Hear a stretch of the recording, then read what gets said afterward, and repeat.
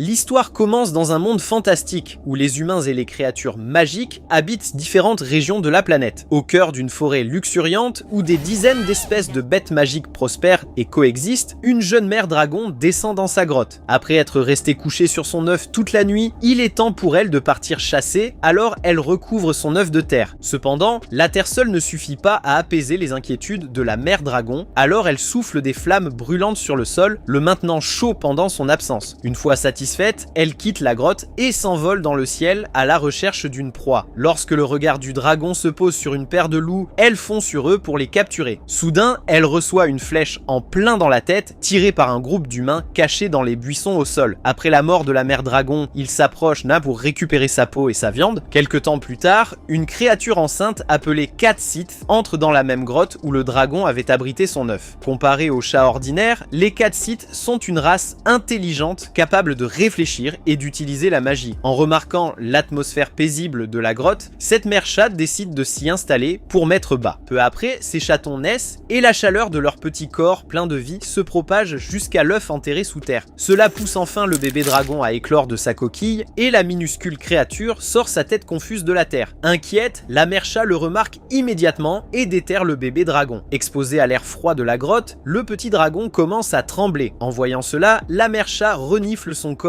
à plusieurs reprises et décide qu'il s'agit d'une créature totalement inoffensive. Puis, le cœur rempli de compassion, elle lui permet de téter avec ses propres petits. Puisque les créatures magiques ne sont pas limitées par les frontières ordinaires, il est normal qu'elles élèvent parfois des enfants d'autres espèces. En regardant le bébé dragon se blottir contre ses enfants, la mère chat se demande quel genre de bête fantastique il deviendra en grandissant. Quelques jours plus tard, une fois que les petits sont capables de se déplacer, la mère chat commence à leur apprendre à chasser. Elle leur montre comment traquer une proie depuis une cachette et comment lui tendre une embuscade avec succès. En plus de la chasse physique, la mère chatte apprend également à ses enfants à utiliser la magie de la foudre, car les Cat Sith sont capables de lancer des sorts magiques. Le bébé dragon essaie d'imiter ses frères et sœurs, mais il est incapable de lancer le sort de foudre en raison de la différence entre leurs talents. Il bat alors de ses petites ailes pour soulever son propre corps du sol, ce qui impressionne tout le monde. Au lieu d'éclairs, le bébé dragon essaie d'utiliser une boule de feu, mais celle-ci part malheureusement de travers et le projette au loin. Malgré cela, le dragon se remet rapidement de son échec après avoir reçu les encouragements de sa mère et de ses frères et sœurs. Soudain, la mère chat détecte une présence hostile à proximité et ordonne à tous ses enfants de rester silencieux. Bien que les petits obéissent, il lui demande discrètement pourquoi elle a si peur de ces nouvelles créatures. La mère chat explique que ces créatures sont des humains venus d'un royaume voisin. Puisque la forêt abrite de nombreuses espèces de monstres faibles, les humains l'ont appelée la forêt des débutants et y envoient leurs novices pour gagner de l'expérience. Après avoir terminé son explication, la mère chat avertit ses bébés que les humains peuvent être très gentils ou très cruels selon l'individu. Elle leur explique également que les humains peuvent être assez puissants pour tuer des ours géants et qu'ils chassent aussi les Cat Sith pour récupérer des matériaux. Comme ces humains sont très dangereux, elle avertit ses chatons de les éviter à tout prix. En entendant son avertissement sévère, tous les petits mémorisent l'odeur des humains et se promettent mentalement de les éviter à l'avenir. Quelques jours plus tard, une lueur violette éclatante jaillit de la forêt provenant d'un cercle d'invocation apparu soudainement. La cible de cette invocation est la mère chat qui comprend que les humains proches essaient de l'invoquer. Alors que les petits regardent la scène avec confusion, elle réalise que c'est un adieu. Elle commence à les guider doucement avec ses dernières paroles, rappelant à ses enfants de rester unis s'ils affrontent un jour un danger dans la forêt. Bien qu'elle soit convaincue qu'ils peuvent survivre grâce à leur propre capacité, elle informe ses enfants qu'elle a eu de nombreux autres descendants dans la forêt, qui les aideront volontiers s'ils en ont besoin. Puis, après avoir souhaité à tous ses enfants une longue vie en bonne santé, la mère chat disparaît enfin et le cercle d'invocation se referme devant les enfants dévastés. Des années plus tard, après que les chats ont grandi, ils quittent leur grotte d'origine pour partir à l'aventure et commencer leur vie d'adulte. Seul le bébé dragon, qui est désormais devenu une magnifique créature, reste dans l'endroit où sa mère l'a élevé pour la première fois. Bien que le dragon puisse survivre seul, il se sent seul sans la compagnie de ses frères et sœurs, qui ont été avec lui toutes ces années. Quelque temps plus tard, l'une des sœurs chats du dragon revient chez elle avec son mari. Elle le présente à son frère dragon, qui les accueille tous les deux avec joie dans la grotte. Plus tard, la sœur chat donne naissance à ses chatons, et le dragon décide de les élever lui-même. Il leur apprend tous à se cacher et à chasser les souris comme des chats, et leur ordonne de rester loin des humains chaque fois qu'ils en voient. Les petits chatons acceptent toutes les leçons de leur oncle, et lorsqu'ils grandissent à leur tour, ils quittent tous la grotte pour commencer leur vie dans la forêt. Quelque temps plus tard, une étrange chatte s'approche de la grotte du dragon. Bien qu'elle soit une nouvelle venue, le dragon reconnaît sur elle l'odeur de l'un de ses frères. Il s'avère que cette chatte est l'une des filles de son frère et qu'elle a besoin d'un abri car elle est très enceinte. Elle explique au dragon que son père lui avait dit de chercher refuge auprès de son oncle si elle en avait un jour besoin, ce qui explique pourquoi elle vient maintenant lui rendre visite. En apprenant que ses frères et sœurs se souviennent encore de lui et lui font confiance tout en vivant loin dans la forêt, le dragon verse des larmes de joie et permet immédiatement à la jeune chatte de se reposer dans sa grotte. Au fil des années, le dragon continue de devenir plus grand et plus fort et il acquiert la capacité de converser avec les esprits de la nature. Lors de l'une de leurs discussions, il apprend enfin qu'il appartient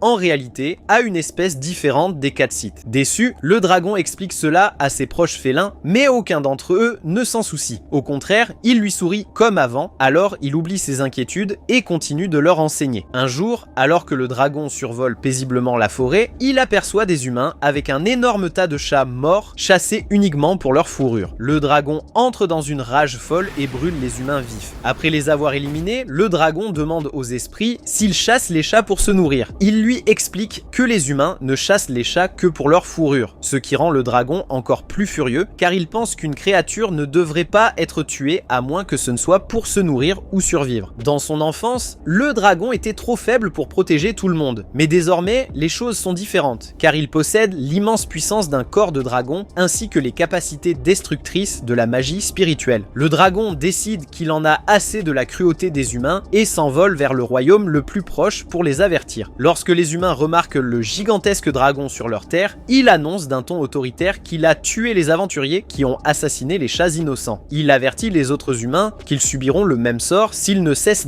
pas d'attaquer les chats sans raison, mais les humains refusent d'écouter ses paroles. À la place, ils rassemblent tous leurs mages et attaquent le dragon avec des sorts de foudre. Comme les humains ne peuvent pas utiliser la magie spirituelle pure, leurs sorts sont incroyablement faibles et inefficaces contre le puissant dragon. Le dragon se met en colère face à leur rébellion et commence à brûler tout le royaume avec ses flammes. Dans sa rage, il pense que tous les humains méritent de mourir, mais il aperçoit alors les faibles villageois ainsi qu'une jeune fille innocente qui pleure, impuissante, sur le sol. La jeune fille possède également un chat de compagnie qui tente courageusement de la défendre contre le dragon. En voyant l'un de ses propres proches si près d'une humaine, le cœur du dragon est touché et il décide de leur pardonner pour le bien des personnes gentilles parmi eux. Cependant, il ne les laisse pas sans avertissement, déclarant que si les humains tuent encore un chat, sans nécessité de nourriture ou de légitime défense, il appliquera les punitions qu'il a déjà annoncées. Des années après le déchaînement du dragon, un nouveau prince a grandi dans le royaume humain. Malheureusement, ce prince possède un talent magique pitoyable, alors toute la famille royale s'inquiète pour son avenir. Le prince lui-même connaît ses faiblesses, alors il se faufile hors de sa chambre la nuit, essayant de pratiquer la magie tout seul. Après avoir échoué à plusieurs reprises, un chat apparaît à ses côtés. Le prince se tourne vers le chat, qui lui apporte du réconfort dans ce moment difficile. Il essaie alors de nouveau, et cette fois, il réussit à brûler une feuille grâce au pouvoir de sa magie. Le prince célèbre sa victoire, mais il remarque que le chat semble également l'encourager. Comme les chats ne sont pas autorisés dans le palais, le prince comprend que ce chat s'est introduit ici pendant la nuit. Cependant, il sait aussi que le royaume est censé laisser tous les chats tranquilles et les ramener dans la forêt afin d'éviter la colère du dragon. Il demande au chat s'il peut retrouver son chemin vers la forêt, alors celui-ci hoche la tête et s'en va. La nuit suivante, le prince se faufile de nouveau dehors, se demandant si le chat apparaîtra également. Même s'il est déçu au début, le prince trouve rapidement le chat qui l'attend. À partir de ce jour, le chat commence à le soutenir dans son apprentissage de la magie, au point que le prince apprend à communiquer avec lui. Un jour, alors que le prince partage de la nourriture avec le chat, un ancien du palais les observe discrètement de loin. Il le rapporte au roi, qui convoque immédiatement le prince pour discuter avec lui. Après s'être assuré que le prince ne maltraite pas le chat, le roi lui permet de rester ami avec lui, pensant que le dragon ne se mettra pas en colère sans raison. Avant que l'ancien ne puisse exprimer son objection, une alerte surprend tout le monde lorsque le dragon légendaire apparaît de nouveau dans le royaume. Les habitants terrifiés se demandent si leur fin est arrivée, mais le dragon se contente de s'asseoir et de regarder autour de lui à la recherche de quelqu'un. Peu après, le chat sort du palais et commence à parler avec le dragon. Il lui explique qu'il souhaite enseigner la magie au jeune prince, mais le dragon refuse, pensant qu'il est trop dangereux de confier une magie aussi puissante à la race humaine imprévisible. Cependant, le chat le rassure en lui disant que le prince est son ami, et peu après, le jeune garçon sort pour rencontrer le dragon. Lorsque le chat lui présente le prince, le dragon se rappelle la scène familière du petit chat protégeant une jeune fille toutes ces années auparavant. Cela adoucit son cœur et il accepte donc de discuter avec le roi humain. Le chat sourit et le remercie, puis il utilise rapidement une magie de métamorphose pour prendre lui aussi une forme de chat. Sous cette forme féline, le dragon entre dans les quartiers du roi. Le roi le salue humblement en l'appelant le dragon impérial, et le dragon admet à contre-cœur que le petit prince a réussi d'une manière ou d'une autre à gagner le cœur de son proche félin. Puisque le chat veut lui enseigner la magie, le dragon propose de le laisser rester tant que le roi accepte. En entendant cela, le roi est choqué, car la magie utilisée par le dragon est la magie la plus puissante et la plus secrète du monde. Cependant, le dragon ne s'en soucie pas autant, expliquant que n'importe qui peut l'apprendre en parlant avec les esprits de la nature. Malgré cela, le roi sait que la magie spirituelle est assez puissante pour modifier littéralement l'équilibre des pouvoirs en faveur de son royaume. Il commence à remercier le dragon impérial d'une manière respectueuse, mais le dragon le trouve trop prétentieux et lui ordonne plutôt de l'appeler le chat dragon. En entendant cela, le roi sourit et accepte rapidement. À partir de ce jour, le jeune prince apprend la magie spirituelle secrète grâce au chat de la forêt, puis il la transmet à d'autres humains. Au fil des années, chaque fois qu'un roi a un enfant, les chats de la forêt visitent le château pour se lier d'amitié avec le nouveau prince et lui enseigner la magie. Avec le temps, les humains commencent à protéger les chats de la forêt, tandis que les chats continuent de partager leur précieuse magie avec eux en retour. Pendant ce temps, le dragon continue de vivre dans son ancien foyer, enseignant la magie à ses descendants avec la même protection qu'il leur a toujours accordée au fil des années. C'était la fin du premier épisode. Regardez la prochaine vidéo à l'écran, abonnez-vous et activez la cloche pour ne pas manquer la partie 2.